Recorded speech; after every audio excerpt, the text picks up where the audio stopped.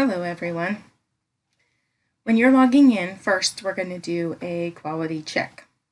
So when you log in, I want you to go down in the corner and click the purple tab. And then once you click on the purple tab, click on the settings icon. It looks like a little cogwheel. Click on your setup camera and set up microphone. And then you're going to have to run the audio test by clicking the down arrow to select your desired audio device. And then speak into it. And once you speak into it, if you know it works, then you click yes, it's working. And then you do the same thing for the video test. You run that test by clicking the down arrow to select your desired video device. If the video is working the way that it should be, then you click yes, it's working. Welcome to Thinking Collaboratively. My name is Angela Haynes, and today's date is January 17th, 2020. And I will be speaking to you today about thinking collaboratively, especially in a classroom setting. So before we get started in our presentation, I want you guys to all take a deep breath. I want you to sit back and I want you to relax. And for the next few minutes, I want you to just listen and participate. And make sure that you can hear me and make sure that you can see the recording. This presentation, there is no audience for this one, so this is just something that you will be listening to and participating in at this point. So now we're going to talk about the learning objectives for this lesson. By the end of this presentation, the learner will be able to discuss the ideas they learn here in a classroom setting. The learner will be able to elaborate on how to correctly use tools such as teamwork to teach students better study skills to learn in the classroom by the end of this presentation. And when the learner is done with this presentation, he or she will be able to apply ways to use collaboration in the classroom. So now I want to ask you a question. Do you consider working together a form of cheating or an effective way of learning? So I want you to stop this recording for a minute, and I want you to write down your opinion on whether or not you think that working together with people is a form of cheating. I want you to answer these questions when you're writing this down. Do you think that working with someone else is tantamount to cheating? Do you feel that working together is good or bad?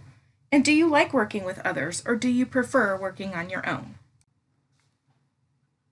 So now that you have your answers written down, I want you to take a minute and I want you to watch this video. This video will talk to you about collaborative learning in the classroom and how it's used. Now that you've watched the video, I want you to think about collaborative learning as a way for people not to cheat, but to learn all the information that they should. A lot of people think of collaboration as cheating, as people not being able to know the information on their own, so they just let everybody else do the work for them. But that's not what collaborative thinking is all about. It's an experience. It's not just a way of learning. It's a way to show that a learner is actively participating in the learning process. So now that you've seen this video and you understand that collaborative learning is not cheating, we're going to discuss some aspects of collaborative learning that are important to know. One of the aspects of collaborative learning is known as critical thinking. And critical thinking is trying to use a question to solve a problem, or trying to see a problem from a different perspective. So trying to maybe relate a problem from someone else's perspective, because everyone else has different views of the same problem, and you may look at things differently than someone else. Critical thinking depends on open communication about different questions or discussions about differences that people may have. It's about building solid understanding of answers to your questions. And it's about mutual comprehension of others' thoughts and ideas. It's taking those ideas and things that people have that are their own ideas, and it's coming together to try to use those critical thinking skills to answer questions and come together as a group. Another aspect of collaborative learning is called collaborative constructivism. Collaborative constructivism is working together with others on an activity. It's people working together to come towards the same outcome. Constructivism is using life experience when working in a group to come to an agreement about how to figure something out. So this is really taking all of this stuff that you've already learned and putting it to use, and other people will take the stuff that they've already learned and put it to use, and you guys will use all of those things that you've already learned to come to a conclusion. And within this, there could be some disagreements with people who have differing beliefs. Sometimes, someone has a different perspective on how to come to a conclusion than you do, and there may be a disagreement, but that's okay because disagreements then allow people to look at someone else's perspective that they may not have considered before, and it will open new lines of thinking and start good discussion amongst a group. Okay, so I want you to stop the video here. We're going to do an activity. I want you to get out a piece of paper and I want you to journal about a time when you had to work in a group, but you didn't agree with someone in that group on something. What did you do? How did you work together to come to a conclusion with whatever topic it was that you were talking about? Okay, so now that you're done journaling, we're going to talk about another aspect of collaborative learning, and that is creating a community of learners. So I want you to think about what a community is. That's when people come together with some sort of common theme for a cause. And an important part of community is communication, correct? In a learning community, there also needs to be communication, and there also needs to be a focus on academics. So if you stop and think about the community that you live in right now, you want it to be a safe and accepting environment for you, right? You want people around you to accept who you are. That's what a learning environment should be like too. It should be a safe space for people to express their opinions and feelings, even if their opinions and feelings are different from others. Their opinions should be respected and heard and accepted, even if they're different. So even with differing opinions, though, communities will come together and they will try to achieve one goal. So even if there's difference of opinions, there's still a mutual respect among community members, and there's still an expectation of safety.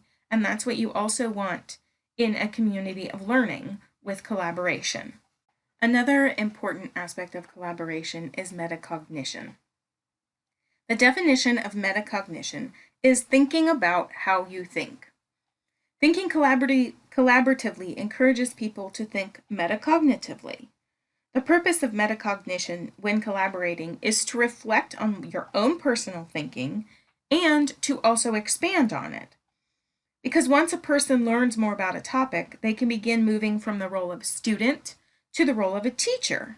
And this allows the person to become better aware of a subject matter, and then also they get to turn that subject matter mastery into teaching other people, a new group of people. And that's the point of all this collaboration, is to know that a person understands the topic that you're talking about, that they become a master of that topic, so that you can, as a teacher or as an educator, have confidence that your students are learning everything and that they know what they're supposed to know. Okay, so we're going to stop the video another time here, and I want you to go out to your discussion forum in eLearn, and I want you to do a post about a time when you came from the perspective of a student to the perspective as a teacher, from something that you've mastered. So think about all the lessons that you've learned and all the things that you've been taught. And if there's something you're passionate about and you studied it and you became a master of it, I want you to think about a time when you went from like a master position to teaching other people and, not being the student anymore, but being able to tell other people all about that topic. Okay, so now I want you to open up your VoiceThread account, and I want you to do a text chat post about how you can take the stuff that you've learned in this lesson about collaborative learning and how you can use it in your own field of study. So I want you to give at least one specific example of how you could do that, and then others can watch this later and respond to your post with how they use it in in their jobs or in their field of studies. So in summary here, we're going to put all of these pieces together. When we summarize, we have to think about collaboration not as a form of cheating, but as a valid way of studying and learning. So when you use critical thinking, collaborative constructivism, community, and metacognition, you can bring all of those things together to use collaboration in your own classroom or in your own field of employment. This has been proven as a valuable way for students to learn. So for one last activity, I want you to send me an email and tell me what your favorite activity was during this presentation. And then when you send that, you can also send any questions that you may have about this topic, and I can email you back as soon as I can. So thank you for listening, and thank you for your time.